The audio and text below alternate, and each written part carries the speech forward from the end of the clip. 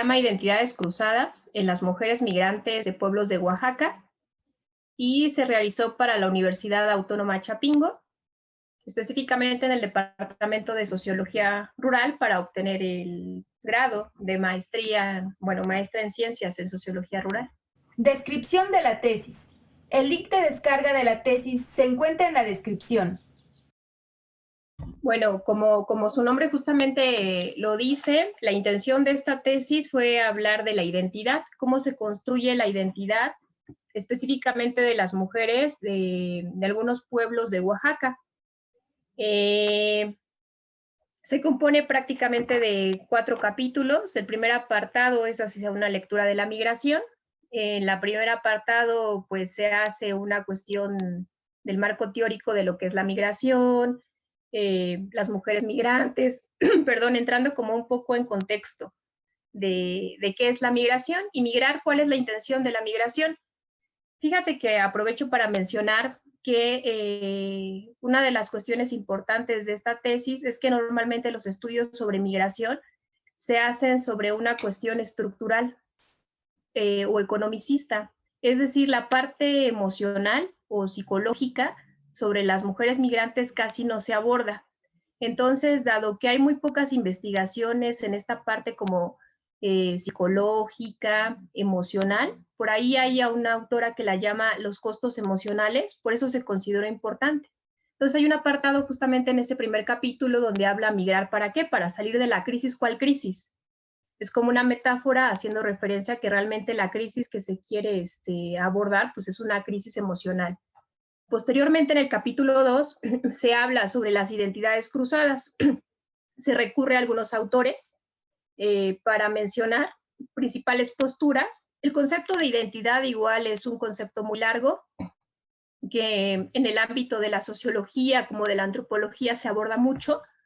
Sin embargo, pues depende de la perspectiva cual queremos, varía mucho dependiendo de la perspectiva de cada autor u autora. Aquí yo manejo algunas perspectivas, que es la de Leonardo da Jandra. Él, por ejemplo, nos menciona en esta cuestión que habla de una identidad hispana, perdón, y la identidad hispana se referencia a que hay muchas tradiciones propiamente de los mexicanos, las mexicanas, o mejor dicho, que se consideran como mexicanas o propias del país, pero que en realidad pues ni siquiera son de ellos, ¿no? Por ejemplo, menciona el caso de los gallos o las barajas o la corrida de toros que se practican en algunos pueblos y que son tradiciones españolas y que en su momento esas tradiciones y que se practican en varios pueblos, en el caso mexicano, y que ni siquiera eso corresponde a, o es mexicano, ¿no? Sino español. Y cuando se analiza, por ejemplo, la identidad de estas culturas españolas, pues también hay una mezcla que viene de que se mamaron muchas de esas tradiciones de África, ¿no? Cuando también muchos de los procesos migratorios. Una de las conclusiones que llega o que menciona este autor, este filósofo mexicano, Leonardo da Jandra, es que habla de una identidad hispana. O sea, no podemos hablar de una identidad propiamente. Y que muchas de las raíces realmente como propias de México se pueden encontrar en la cosmovisión indígena. Las fiestas y los ritos es donde realmente podemos encontrar una identidad lo más puro, digamos, de México, pero que es complicado en términos como generales. Por el otro lado, hay otra perspectiva de la identidad, que es desde la perspectiva de Berget y Luckmann, y esta dice que se va construyendo, ¿no? Es como muy popular esta perspectiva, sobre todo en las investigaciones de sociología, y él habla de, pues, de este constructo social, ¿no? Desde que estamos pequeños, los bebés, las bebés, van construyendo de acuerdo, lo primero que construyen es, o los referentes, pues es la familia, los padres, y de ahí se internaliza lo que es la primera identidad, en la primera infancia. Y uno de los, digamos, datos representativos que podemos mencionar de estos autores, de estos sociólogos, es que esa identidad internalizada en la primera infancia es más complicada de quitar que quizás la identidad que se internaliza después en la segunda infancia, ya pues grande. Por eso cuando quieren cambiar ciertos rasgos, cuando están más grandes, eso es más fácil, que lo que se internalizó en lo primero, porque eso es más complicado, está, digamos, casi como en la raíz. Entonces, como de los rasgos representativos de estas perspectivas, también tenemos otra perspectiva que se menciona en la tesis, que es la de Anthony Giddens, y habla de esta cuestión del campo y la ciudad, de cómo la ciudad va a dar una identidad, el campo otra, y cómo se construye, ¿no? La modernidad, cómo va desestructurando lo que son las identidades. Entonces, eso como a grandes rasgos. Y por el último, se maneja una perspectiva de Stuart Hall, es este investigador jamaiquino. Por ahí, en el caso de Latinoamérica, se recurre mucho a estos estudios. Y él, a pesar de que en su momento, bueno, nace aquí en Latinoamérica, se va a estudiar a Europa, nunca regresa, nunca abandona sus estudios sobre la identidad. Desde la universidad extranjera que está estudiando, pues la estudia y habla justamente de estas identidades, digamos, dislocadas, ¿no? O estas identidades políticas también. Entonces, entendido también, es similar a la de Anthony Giddens, entendido como, pues tenemos siempre hay como un faltante, ¿no? O sea, estamos construidos, digamos, de un montón de elementos en los cuales no es pura tu identidad, ¿no? Y justamente producto de la modernidad, de los medios de comunicación, del campo y de la ciudad, de tal manera que estamos construidos por un montón de elementos y que muchas de esas identidades, como es el caso de la identidad política, se usa para aglutinar, ¿no? Movimientos, porque él también maneja mucho el asunto de los movimientos sociales. Para poder una forma de identidad podría ser justamente la identidad política. Bueno, eso es como a grandes rasgos. Posteriormente ya hay otro apartado donde se habla es el capítulo de la pérdida del sí mismo o de sí misma, la incisión femenina. Este capítulo, se procuró abordar qué es ser mujer, ¿no?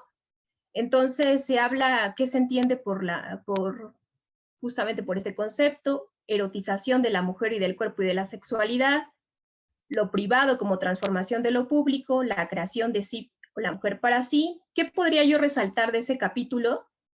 Una de las cuestiones importantes es la cuestión emocional.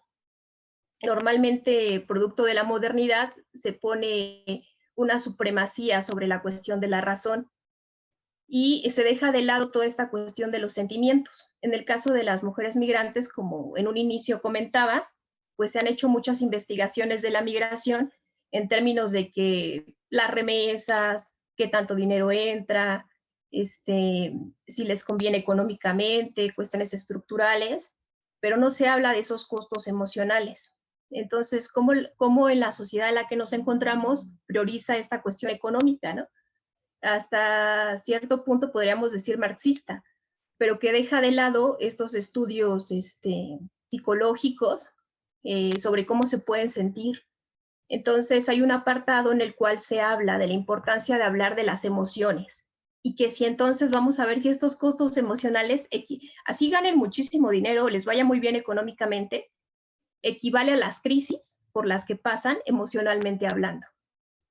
Posteriormente ya lo que es en el último capítulo, que se llama Hermenéutica de las voces femeninas, voz de las mujeres migrantes oaxaqueñas, se habla ya de relatos específicos de ciertas mujeres, se cuentan sus historias sobre cómo justamente todos estos conceptos aterrizados en cómo se construyen estas identidades de estas mujeres migrantes. Entonces hay algunos relatos conmovedores y justamente reafirman estos postulados de algunos sociólogos en el sentido de que justamente hay identidades construidas, en el sentido de que por un lado siguen usando quizás cierto lenguaje o cierta vestimenta propio del pueblo del que vienen, pero como se enfrentan a otro mundo, pues quizás ya se pintaron el cabello de otro color o a lo mejor ni se maquillan, de tal manera que en su ser está lleno de elementos, ¿no? Digamos, y por eso se le denomina identidades cruzadas, un conjunto de elementos que no son propiamente de los pueblos o de las comunidades de las que están, pero tampoco propiamente de una cultura anglosajona, sino un conjunto de elementos que las construye. Eso hablando en términos quizás de vestimenta, de lenguaje, también de su manera de pensar, Lo interesante, lo que se resalta es que emocionalmente pues se hace un desastre de crisis, ¿ya? Porque entonces, ¿de dónde soy, no? ¿A dónde pertenezco? Y esto emocionalmente, ¿cómo les afecta? Puesto que muchas de ellas quieren seguir estereotipos extranjeros, ¿no? Cuando hay una identidad firme, pues no les afecta, pero se observa en los relatos de estas mujeres migrantes que algunas en crisis, ¿no? Algunos de esos relatos que se describen ni siquiera son cuestiones que les pasan a ellas, sino que observaban de otras compañeras. Miradas vacías, pérdida de la emoción, ¿no? O sea, a pesar de que económicamente quizás les puede ir bien, pues no se sienten bien con ellas, tristes, melancólicas, todo este malestar emocional, producto, digamos, de esas identidades cruzadas. Lo interesante, lo que se pretende analizar es todo lo emocional, o sea, aparentemente físicamente, pues se describe cuáles son esos elementos cruzados, pero emocionalmente las crisis que ocasiona de existencia. Se recurre, por ejemplo, a Fromm, Eric Fromm, para hablar de estos aspectos, digamos, psicológicos, ¿no? Entonces, es lo que se pudiera resaltar en este último capítulo. Y ya en la parte final, a manera de conclusión, hacia una libertad de la construcción identitaria, un reencuentro de la mujer consigo misma, ¿no? Se sugiere también, pues, seguir en esta línea, proponer incluso como línea de investigación estas identidades cruzadas, y aparte, pues, eh, hacer más conciencia, ¿no? O sea, son como algunas reflexiones sobre la conciencia de sí mismas, que evidentemente, pues, esto se trata de aplicar específicamente a mujeres migrantes de pueblos de Oaxaca, pero que ayuda a poder entender muchas de las crisis femeninas, que producto de la modernidad, pues, ha desestructurado estas formas de vida. Y eso en cuanto a, bueno, un poco de la tesis, de la cuestión metodológica también y de cómo está estructurada. Enseñanzas académicas o sociales de la tesis. Bueno, en una cuestión de enseñanzas académicas, me ayudó a comprender, ¿no? Algunos conceptos, que estructurar mejor los conceptos que son propios de la maestría, ¿no? O sea, de la maestría en este caso en sociología rural, sobre el concepto, por ejemplo, de identidad, eh, y de cómo se van construyendo. Yo creo que también en una cuestión metodológica, para cómo aplicar estas cuestiones metodológicas a los estudios como de campo. A veces se tiende, o normalmente las investigaciones, leemos ciertos autores, autoras o metodología, y lo que queremos es encasillar, ¿no?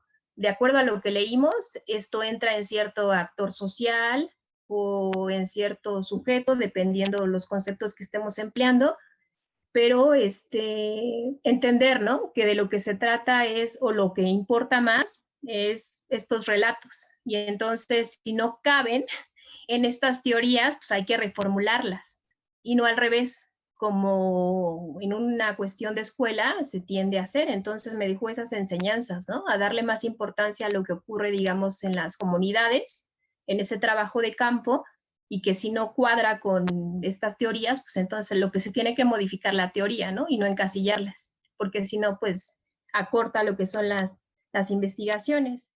Enseñanzas personales o experiencias de la tesis. Y en cuanto a qué enseñanzas personales me dejó la tesis, fíjate que, a diferencia quizás de la tesis de licenciatura, igual y porque la tesis de licenciatura es otra carrera en ciencias políticas, esta me ayudó también a entender algunos procesos en los que está pasando, ¿no? Y hay veces que hablamos de realidades y como que nos ponemos más en esa cuestión de sujeto-objeto, entendido como si estuviéramos analizando cosas, ¿no? Y estamos analizando personas. En esa cuestión de investigadores, como que nos alejamos de esos sujetos. Entonces, producto de, digo, no soy una mujer propiamente migrante que me fui a Estados Unidos, pero sí migrante entendido como que uno cambia de ciudades, uno cambia de instituciones o de universos simbólicos, que yo le llamo en la tesis, Y en ese entendido también somos mujeres migrantes ya, que cambiamos. Y entender, me ayudó a entenderme a mí, ¿no? Algunas cuestiones. Y esto al mismo tiempo entender lo que pasaba con otras mujeres. Entonces sí creo que en ese entendido no procuré alejarme tanto como verlos a esas personas como sujetos, ¿no? Sino quizás en algún momento en el proceso de investigación fue de sujeto a sujeto, ¿no? Y eso quizás me ayudó a poder comprender y poder verbalizarlo y describirlo, las crisis existenciales por las que estaban pasando. Entonces fue un proceso, la verdad, que disfruté mucho de manera personal y eso me quedo, ¿no? O sea, poder expresar, incluso como por ahí dice, ¿no? Que si quieres expresar mucho de lo que te pasa, escribe. Pues creo que fue lo que pasó con esta tesis, como desahogo de muchos de los procesos que estaba pasando, pero al mismo tiempo de poder darle voz a estas mujeres, no sé si lo haya hecho de manera adecuada, ¿verdad? Pero al menos fue el intento de darle voz a esas mujeres que estaban silenciadas. Y eso es el aporte de esas enseñanzas personales. Agradecemos la participación de Cintia Naraí Torres Jiménez. Los invitamos al siguiente episodio de Háblame de tu tesis. Producción: Flor y Dalia Estopiera Antonio. Eric Giovanni González Cruz. Edición de audio y video: Neshtia Imagen.